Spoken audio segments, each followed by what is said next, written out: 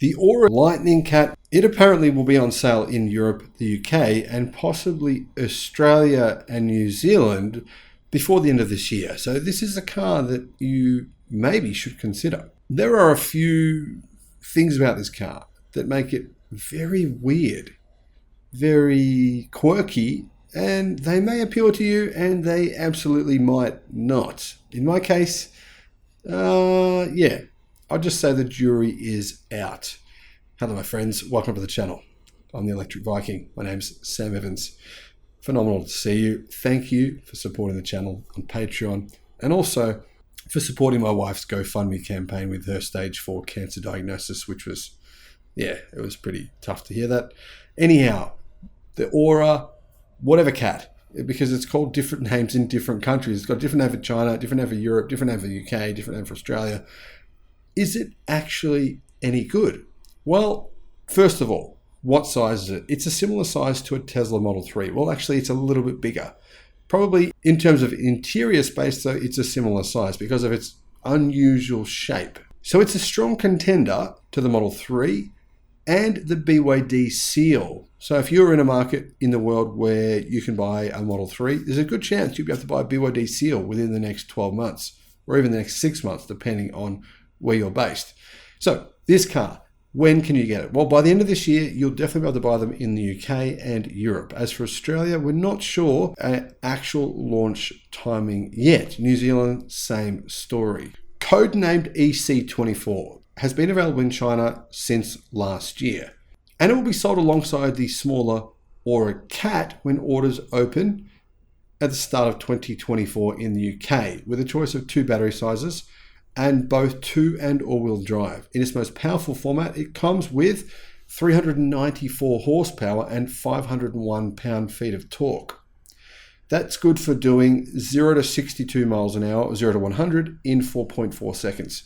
The base model specification has about 150 kilowatts, so 200 horsepower and 340 newton meters of torque. So that one's a bit slower, but it's still more than fast enough. What about range? Well, the top spec model is said to have a range of 700 kilometers. However, the most likely car to come to your country will feature 300 miles of WLTP range and an 83 kilowatt hour battery. Equipment includes a 12.3-inch central touchscreen, which apparently makes cat noises when you touch it. Seriously, I'm not joking. Maybe that's just the China model though. Maybe they'll remove that feature for other countries. It also comes with Face ID, panoramic sunroof, ambient lighting and synthetic seats. Heated and ventilated seats with massage functions will also be available as an option. And it will have level 3 autonomous driving capability. Now, that's not true. I mean, Aura is saying that, but so do BMW and Mercedes, and the suckers believe it. It's not correct. There are no cars worldwide you can buy with level 3 autonomous driving currently.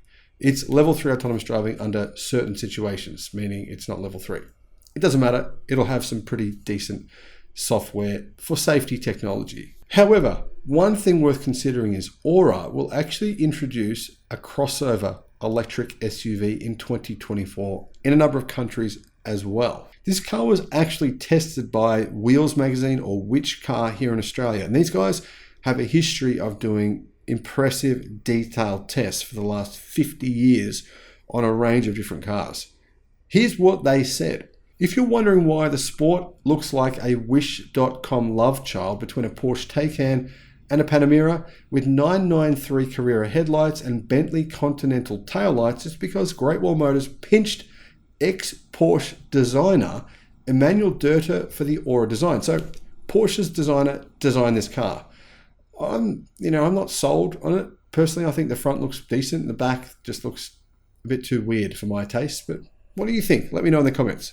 Now, Great Wall Motors has suggested the price will be similar to the Tesla Model 3 and the Polestar 2. So if they're available in your country, price will be similar to those two cars. There's lots of technology on board the Aura Sport, but it has some neat touches.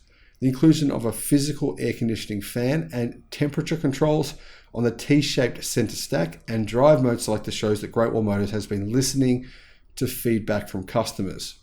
So if you thought the exterior had some Porsche Taycan design cues, well, the interior has even more of them. It looks a lot like a Porsche. The steering wheel too looks like something from Porsche. The infotainment system, however, does not. A 12.3-inch touchscreen has weird software and it makes strange cat noises when you select certain functions. A lack of positive feedback when changing drive modes or one pedal braking settings make interacting with the touchscreen on the move quite difficult. Build and material quality are high in the Aura Sport. Cabin storage was not great, however, with small door pockets and no space under the armrest, beneath the Star Trek style floating center console there is some incidental storage for bags. So I think because of the unusual quirky shape of the car, there's not as much storage in the size of the car as what you would expect. Like I said, it's bigger than a Tesla Model 3 by about 10%, but the interior doesn't appear to be any bigger.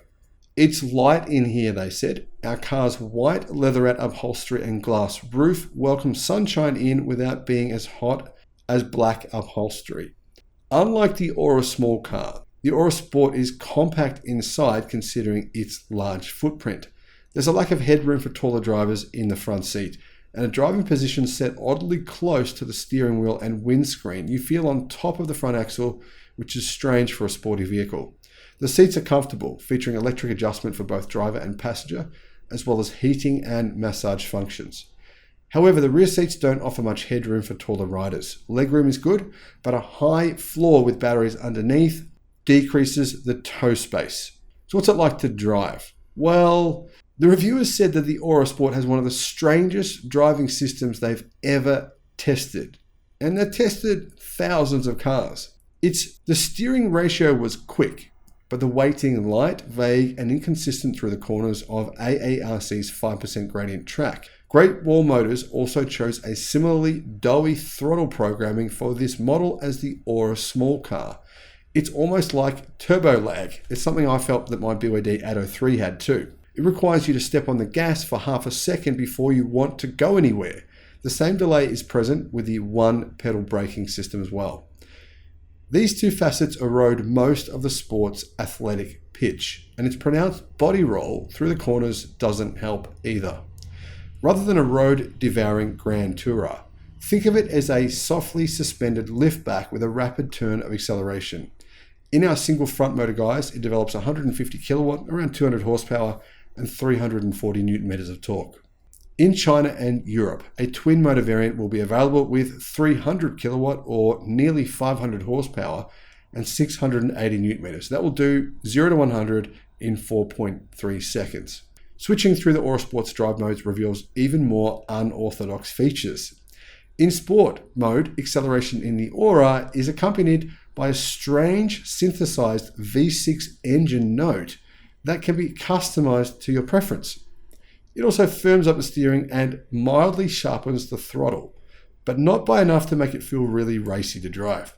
Now, they said that for a buyer to really fall in love with the Aura Sport, it needs more than just straight line pace.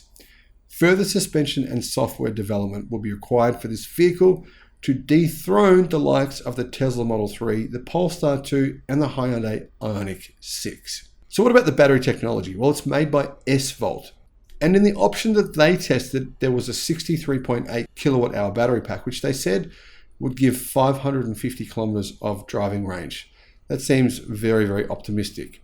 Expect a WLTP range with that size pack of closer to 450 to 500 kilometers. However, the 85 kilowatt hour pack would probably give closer to the 600 kilometer claimed range.